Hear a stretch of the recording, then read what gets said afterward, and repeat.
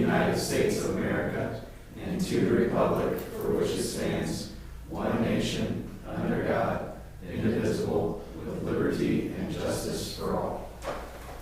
All right, roll call. Christina Ashelman. Kurt Flickinger. Here. I'm here. David Kaufman. Here. Don Lehman. John Payne. Brian Topping. Here. Jessica McFarland. Here. Gretchen Thomas. Here. And Scott Cronin. Here. Any special recognition tonight? All right, can I get a motion to approve our amendments to the agenda? So moved. Second. Kurt and Brian.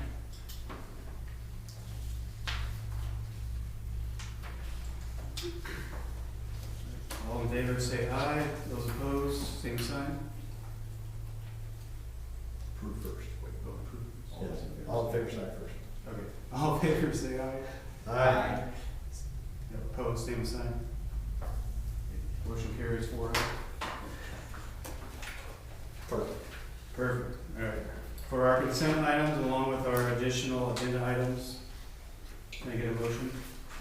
So moved. Second.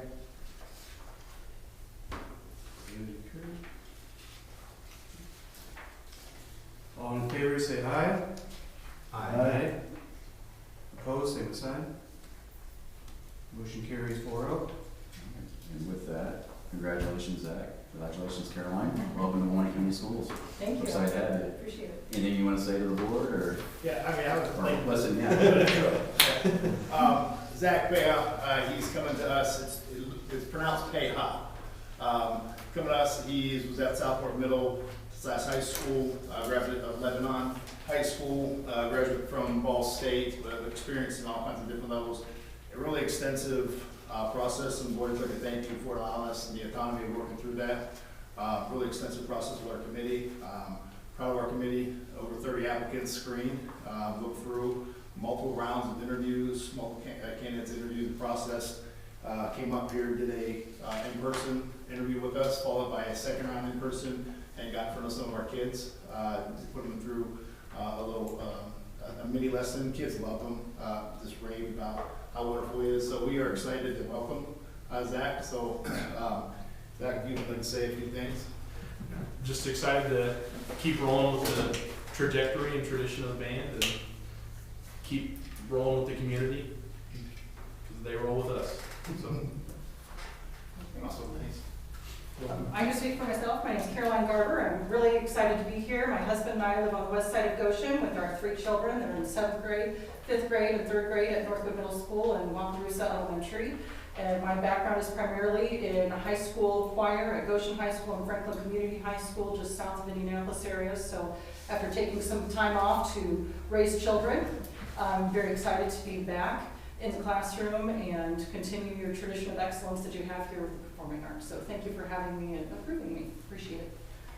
I will say, about 2 weeks ago, longer than that, how long ago did we extend an offer to you? It's been a while. Something like that. 2 weeks Yeah. ago. About a month ago, I got a phone call from David Klein-Denning, who's a superintendent down in Franklin, Indiana. And I know David. David's well known throughout the state. Great superintendent. He said, Scott, you have an amazing candidate in your pool for your water position. So, and it was Caroline. And so when I reached out to Steve, he said, I already got her on our list. She's number 1, and plan on interviewing her, I think, the next day. So we're excited to have her. Very excited to have her. Appreciate it. Thank you. Welcome to you both. Thank you so much. Welcome. You guys are more than welcome to stick around. We've got some exciting, we're gonna talk about head lice tonight. Okay. We're gonna talk about all kinds of really fun things. But if you have other things on your agenda, we will not be offended if you wanna Following this. put it out. Thank you guys. Thank you Thanks so a lot, much. guys. Have a Take nice care. night.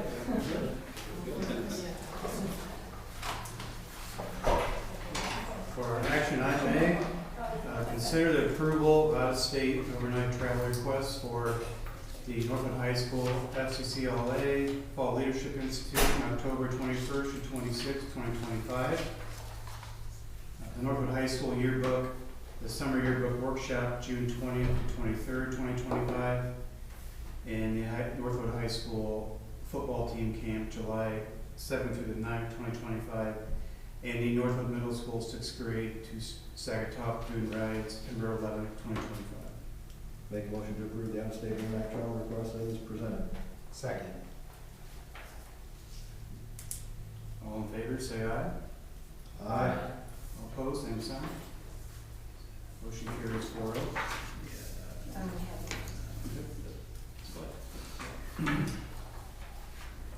And consider the approval for out-of-state overnight request for the, consider the approval of the resolution to raise micro purchase threshold. Jesse, you want to talk a little bit about that? Sure. So this is the same resolution that you approved a year ago. The State Board of Sponsorship requires us to approve it every year now. And this is basically just raising our micro purchase threshold to 50,000. So what that means is we don't have to jump through any additional hoops, go out for bids for anything less than $50,000. We will still get multiple quotes, like guys would to, but make sure we get good value for the taxpayers, but this doesn't require all the posting and, publication and getting special bids and working with an architect or firm.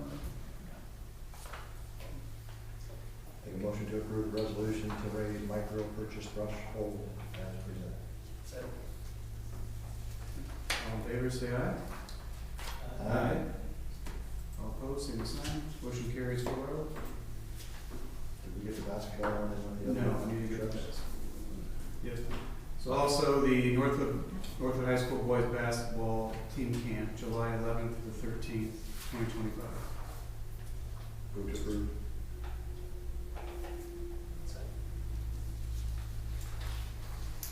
All in favor, say aye. Aye. All opposed, same sign. Motion carries 4-0.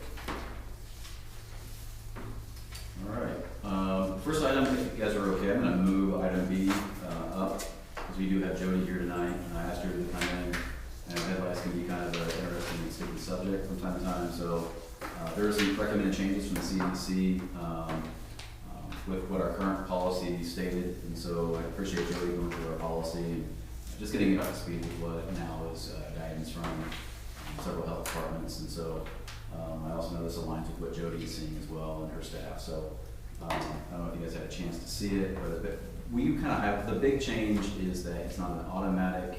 Exclusion for kids with live headlights. Okay. It'll be nurse discretion. They're trying to get away from kids missing school so much for headlights. See that big problem?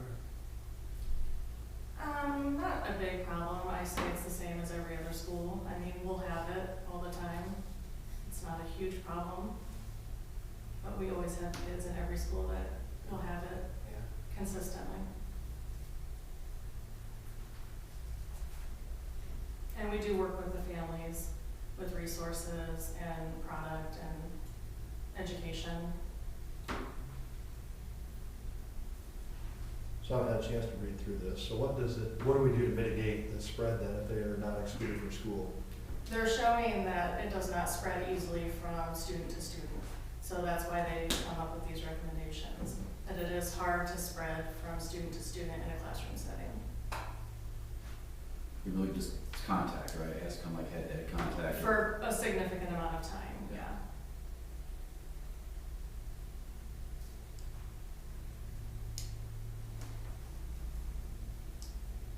Okay. We'll plan on bringing this one back. If you guys have additional questions as you're thinking, outside of this, or people ask you, hey, questions get brought forward, let me know, and I'll get them with Jody, and our plan will be to bring this back the following board meeting for approval of the new language. All right, we'll jump back up to item A, which is elementary science adoption, and I'll let Gretchen speak to that. In the board packet, there's a memo outlining our request for elementary science Thank you, Jody. curriculum. You can see an extensive group of people here that participated. We tried to make sure we had lower and upper elementary from each building, along with several parents who all reviewed, and we are going to be asking for the approval of mystery science as the science resource and curriculum. I'm more than happy to answer any questions today. It's just discussion. We'll bring it back in 2 weeks and ask for your approval. questions?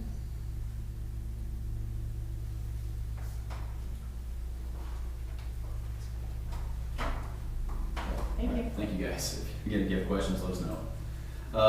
Next item is item C, and this is something that Lisa kind of brought up. Kurt, I know you'll know. I don't know if Brian, David, or Trevor would know, but it was past practice when I arrived. I want to say up to about 4 years ago, when after the board, the day after, or maybe the second day after a board meeting, Lisa would just send out to the entire district the draft minutes from the board meeting that just occurred. And that just helped with communication just with secretaries as far as, was PD approved, was certain personnel approved, field trips, things of that nature. This got out to the district to make sure everyone was aware. It was asked by the board to discontinue that. They wanted to instead go with just approved minutes, getting sent out to the school community. I know it's been brought up to Lisa, usually at least once or twice after a board meeting, can we just go back to that? I know when I did my monthly updates and check-ins, that was something that staff members brought up as well. So just wanted to get you guys thinking about that, get your thoughts on that. It doesn't require any board action. I know I'm just kind of throwing this at you right now, but maybe just spend some time thinking about that, weigh the positive. The negatives are if, Lisa makes a mistake in a minute and doesn't maybe reflect exactly as you guys would have wanted. I know that was why it was requested that we just go to approved minutes. Lisa's usually pretty darn good, but if there's a way you guys would feel comfortable with it, just please let us know. If you guys have any initial thoughts right now or questions, by all means, let me know. So is this kind of the deal, like you said, doesn't take board approval for that, so it's kind of like, is this the question is like, that's kind of what we're thinking we're gonna go back to unless? Well, we'll do whatever you guys want to do. Okay. My request, I know, I feel like I'm speaking on behalf of the district. The secretaries appreciated it, the principals appreciated it, the teachers that, got an overnight field trip and, for whatever reason, it just hadn't quite gotten back to them yet, that it was approved. It just kind of helps expedite that communication process. So, again, the downside too would be if, I don't know if there's a controversial topic, and Lisa doesn't quite capture in the minutes, how, someone felt about it, then, that's kind of the downside to it. In our minutes, we try to say very neutral, very basic.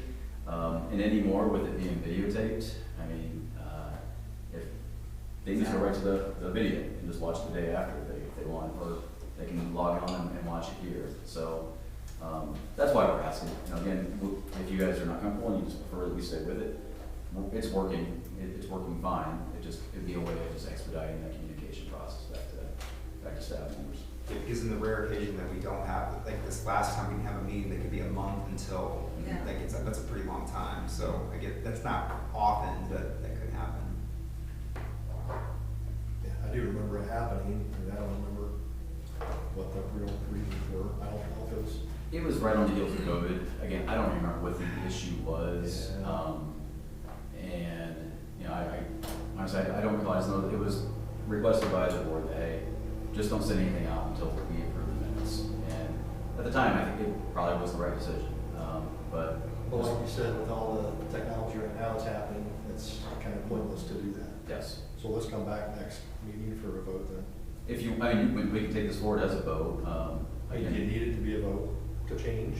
It was never voted upon not to do it. We were basically, she and I were told to stop doing that, and so we stopped doing it. It's not policy, it's not, any kind of official action.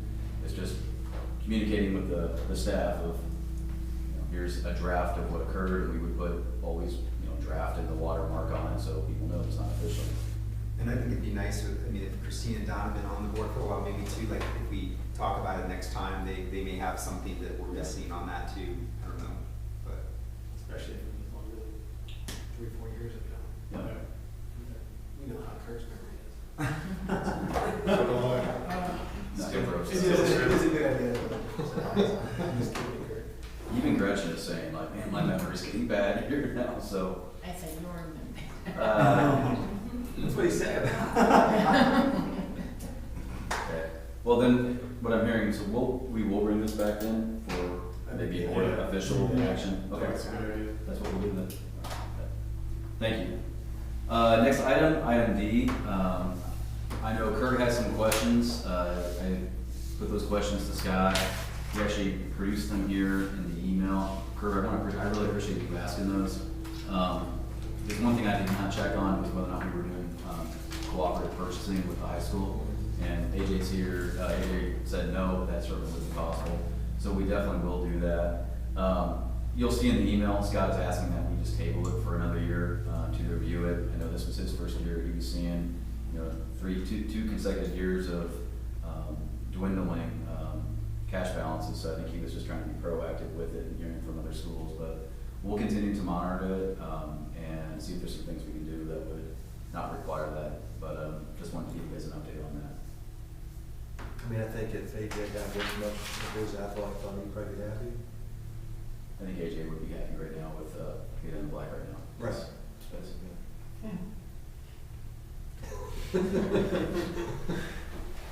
So at least that's positive. Hey, we're in the black with fundraising right now, we're good. AJ's done a good job. They're in far better shape now. Well, that's kind of why I asked a question too about the cooperative purchasing, because it seems like AJ did a pretty good job of doing that. So if it would work together some to help costs, sometimes more purchase, better price. I really appreciate your questions. Thank you. Any other questions or thoughts on that? Next item is the classified manual, and I will kick that over to Jessica because she's been the one working hard on this. Okay, so it's been a challenging year to, when we addressed classified increases, just based on our projected, or what our projected cuts will be to the operations and education fund due to Senate Bill 1. So I'm going to kind of take you through our brainstorming and what we've done to get to this point. If you look at the spreadsheet, tier 1, tier 3, and tier 7 are our current tiers. So currently we have 3 tiers. The first round of brainstorming, Scott and I decided to take tier 1 up 3%, tier 2 up 2.5%, and tier 3 up 2%. So as you can imagine what that does when somebody moves from tier 1 to tier 2, or tier 2 to tier 3, that creates huge jumps and huge cost. So then we kind of went back and thought, well, if we added tiers in between, what that would look like. So that is where we've arrived, trying to balance out the best that we can between the tiers. Our hope was to get everybody at least 30, the minimum 30 cents in between tiers.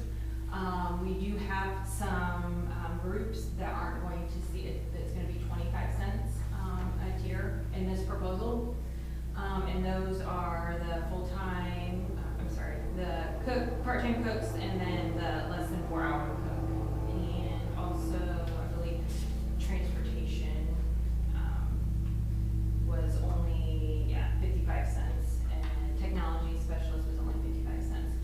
So there is some tweaking that we still need to do to this, especially in the future. But right now, with our first go around with it, when we were increasing just the 3 tiers, we were over $200,000 of total increase. With this proposal of increasing everybody on the new tier system, I think we're right at $134,575. So it's getting better. But like I said, we have some brainstorming to do for the future. What I mean by that is in the future, for next year, what we may do, add another tier, but then do we keep tier 1 the same and keeps our starting wages stagnant? Always want to increase our starting wages to attract people. If we cut off tier 1 and just make tier 2 the starting wage, then you have people here a different amount of time but being paid the same amount, and so that poses another problem. So our challenge is twofold. One, we're going to run into some leaner times right now with tax revenue beginning the way it's gonna be.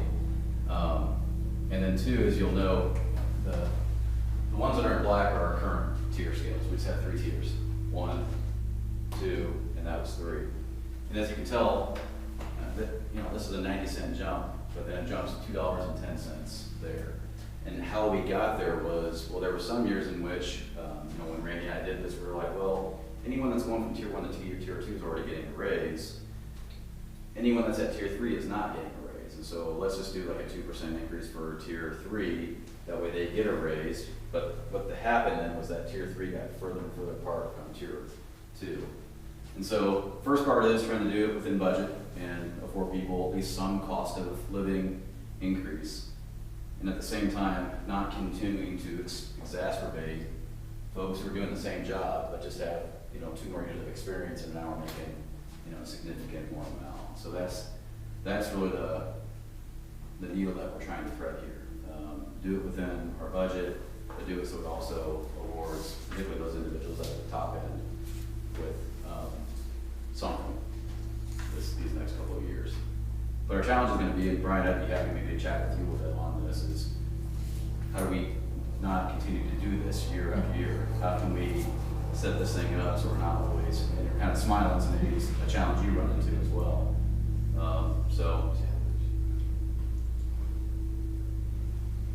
I don't know if that makes me feel better or worse now. So are there years attached to this then too, somewhat kind of? Yeah, it basically just follows your years of experience. So like if we hire in a nurse and she's worked in the hospital for 9 years, or he's worked in the hospital for 9 years, we're gonna start them out, at the top of the scale. If we hire a secretary and it's their very first year, we're gonna start them out, the first one. If it's, right now, with just 3 tiers, if it's a custodian, but they've got 1 year experience in Goshen, we bring them in on what was tier 2. And so, now with having 8, we have a little more flexibility as far as years of experience. So that was my question, like, is there a certain number, or is it kind of position by position on how many years to get you to tier 3? Like, how do you? It was, what it was, prior to this, what Jessica's doing, it was just 3. And so 3 years got to the top. Oh, literally just 3 years or more gets you to 3. Got to the Okay, top. and so now this would be exactly, like, tier 8 would be like a year. of experience. Okay, all right. And so, that feels a little fairer as well, especially with them being not as big of jumps as what they were. Okay. So appreciate Jessica's work on this. She's, apologies it came in late. We're not asking for action, but she was literally on her vacation today working on this and trying to get it all ready, so. So if we have somebody currently employed and hiring somebody else, similar position, whatever, we ever run into problems of we're hiring a new person in at a higher rate than the current employee? If they would have more Just if experience. they have experience. Just if they have experience outside the district, which we have in teaching and, all kinds of different things. I just know if the pool gets slim and we have to try to bump it up to try to attract somebody, Yeah, what that then does to current employees, Yeah. as long as we can remember that. yep. And we always do. We get questions, we get asked. It's inevitable. But we try to be, we are as fair as we possibly can be. So after they make the top tier, did you say it's just a 2% increase then after that? So once they get, if you guys were to approve this, they got to the top tier, we would come back next year and try to work through this puzzle and figure out what that raise is gonna be for them, while also hopefully not continuing to push this further apart. I don't know if there's like a, experience multiplier you could put on there or something, that we could just do that would keep this in place, but this at least solves our problem this year. I think it's more manageable because we have more tiers. And, we got 12 months to figure something out. Just with the team, I think, 2 months we can probably get it. Tier 3 is the tier 2 currently? Yes. Tier 3 right now, sorry. Tier 3 right now is tier 7. That tier 3 there, on that chart, is currently tier 2. Correct, yes. And so if they were tier 2 now, knowing that tier 3 would be their next jump, and then we bring this out, and they go to tier 4, Yep. much smaller jump than they were anticipating, right? Yep. Yep. And we walked through that. We're like, that is the downside of this one. well, the conversation's gonna be is, hey, our goal is not to lay off any staff members. And we could not afford, if we gave everyone that tier 3 to tier 2 to tier 3 jump. What we're gonna be able to do is give you a raise. I understand it's not, what you would hope for. I wish we weren't in this position either, but that's just the facts. We gotta stay within our budget, and all of you guys are valuable. And so we've gotta get this and spread it apart. Boat's sinking, and if the life raft's taking on water, Yeah. I see shore. Yep. Other questions?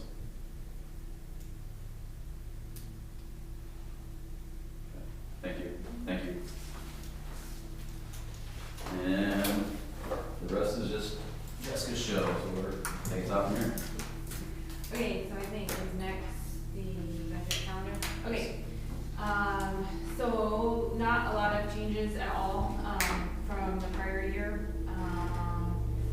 What we've done so far, we've submitted the debt management report on Gateway. We've submitted our fall 2025 ADM estimates. As you all know, the General Assembly did their work, and so now that puts us to June. I've been working with building administrators on the CPF plan, working on some drafts. I have a draft done of our debt service. We know from legislation that the maximum levy growth quotient will be 4% this year. And then I have a pre-budget report due on Gateway June 30th. The meat of my work will be done in July. I can't really do a whole lot until I have June 30 numbers. And so that first board meeting in August is when I will do my budget presentation, and you will give permission for me to post the budget and advertise the budget. In September, we'll have our public hearing. In October, we will adopt, and then we will wait for the DLGF to do their work and get back to us. Any questions? Can you speak to a little bit about some upcoming changes? We are going to be looking at another bond issuance this year. We've got some rate capacity, but that's going to be changing our philosophy. We've discussed for years of maintaining our tax rate. Due to some of the changes with Senate Bill 1, we're going to be changing that philosophy from maintaining our rate to maintaining our levy in that for bond issuance. Can you maybe speak to a little bit about that? Yeah. So Senate Bill 1 is giving some deductions to assessed value to pretty much every homeowner. And so we are going to see our assessed value decline by changing it to a levy-based thought process as opposed to a rate. We'll continue to tax for the same amount of debt. Our rate may go up, but our levy will stay the same. So in theory, if your house, your AV goes down, but your rate goes up, you're gonna be paying the same amount. The one big thing that we're gonna run into, I think, with Operation Fund is the credit that everybody is gonna receive, the $300 credit. And that's gonna come right off of our levy. And so I'm working with Baker Tilly to get an estimate on what that amount can look like. So it's a change in thought, a change in theory on what we've always done, but I would probably say the majority of schools in Indiana are going to that thought process.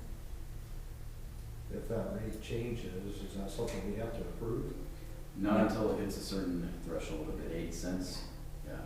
And we're at 42. Yeah. Oh, sorry. You go. 43 now, but if you think about it, it won't take us very long to potentially get to that. And at that point, then we just have to, more meetings and jump through more hoops to issue that. We don't want to get to that point. We have I'll need to send you guys updated. Again, Jessica, John, and I have been working with our spreadsheet for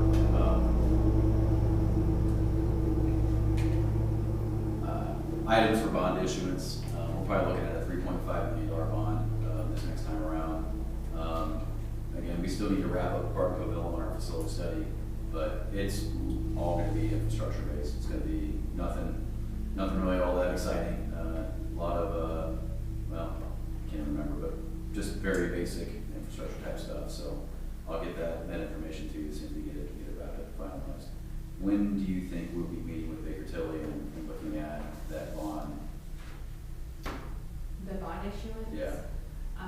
We really need to wait till AD comes out, so I Gotcha. mean, we'll be going probably July timeframe, July, August timeframe, is when we will wanna do that. Okay. That'll be a geo bond Yeah. issue. Any questions? Okay.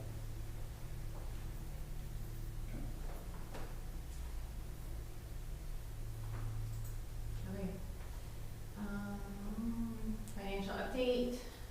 We moved to the education fund. I just wanted to draw everyone's attention. Now we are taking textbooks, out of the education fund. So the big amount in May would be for our science curriculum, our 6th through 8th science curriculum. So if any, I don't believe there's really anything else that stands out. Our state tuition and support has stayed pretty much the same throughout this calendar year. The operating referendum, as you can see in May, we started getting any of our tax support funds where we started getting or receiving early draws on property tax. And so you can see a little bit came in there. Classified salaries increased by quite a bit. The city of Napanee was pretty slow on giving me their billing for the SROs, so that you're gonna see 2 quarters worth of payments, and that's why that is so high for May. Hope that we fix that problem going forward. Operations fund.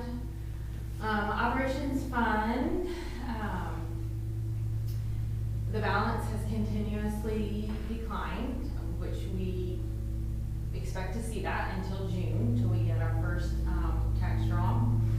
I'm estimating about $3 to $3.5 million in receipts in operations fund in June, so that will help our balance. Another big thing that I am gonna start getting more aggressive, if you look at interest, and I'm just looking from January to May of 2024 in comparison to 2025, our interest has dropped about $105,000 in operations fund. So currently, our current rate in our operation or in our operating account, the bank is, I believe it's Fed funds plus 25 points, I think, which has been pretty good. But I'm gonna see if investing in some CDs 6 months to 12 months out could give us a little bit more of an interest, a better interest rate. Really nothing that I haven't already talked about down here in expenses.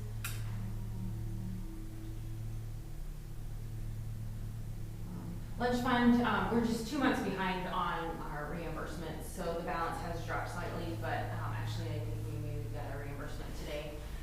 And so we will continue to get reimbursements, perhaps 2 in June, to finish up our school year, so that'll balance our balance back up.